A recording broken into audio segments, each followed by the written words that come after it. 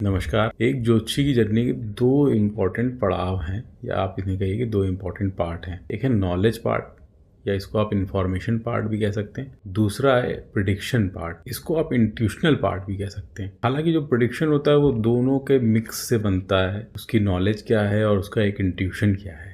ये दोनों ही इम्पोर्टेंट है। अगर दोनों में से कहीं भी एक एस्ट्रोलॉजर लैक करता है तो उसका प्रेडिक्शन उतना सही नहीं होगा। अब जो पहला पार्ट है नॉलेज पार्ट, अगर इसके बारे में सोचें या इसको अगर शास्त्रों में देखें तो स्कंद त्रय और स्कंद पंच के रूप में पाया जाता है। स्कंद त्रय क्या है? स्कंद त्रय है सिद्धांत, होरा और संहिता, ये 3 पार्ट्स को मिला के स्कंद त्रय बनता है। स्कंद पंच वही स्कंद त्रय का फर्दर एलॉबरेशन है, जैसे कि सिद्धांत, फिर होरा, फिर प्रश्न, संहिता और शकुन। उसको ही और थोड़ा एलॉबरेट कर दिया गया, थोड़े पार्ट्स स्पेसिफिक कर दिए गए। इसी में जो है एक और पार्ट आप ऐड कर लीजिए, मुहूर्त।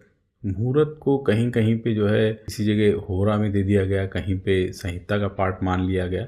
लेकिन अगर इन सब चीज़ों को देखें तो ये इवैल्यूएशन ऑफ टाइम है एट डिफरेंट लेवल। जैसे कि अगर आप सिद्धांत को देखें तो सिद्धांत position of planet with respect to time है। अगर आप ऋषि होरा को देखें तो वो evaluation of time in with respect to person है, मतलब एक जातक के संबंध में है। और प्रश्न को देखें तो वो evaluation of time with respect to desire है, उस व्यक्ति की डिज़ायर उस वक्त में क्या थी, तो उसके with respect evaluation of time है।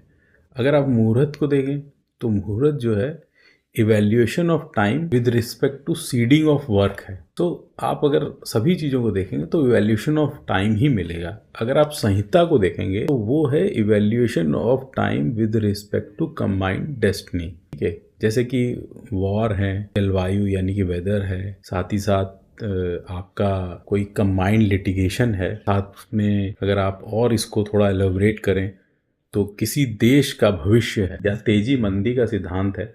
ये सब जो है हमारे संहिता के पार्ट हैं। और संहिता ही एक ऐसा पार्ट है जो हमको एक कंबाइंड डेस्टिनी और कंबाइंड कर्म दोनों को कंबाइंड रूप से बताता है।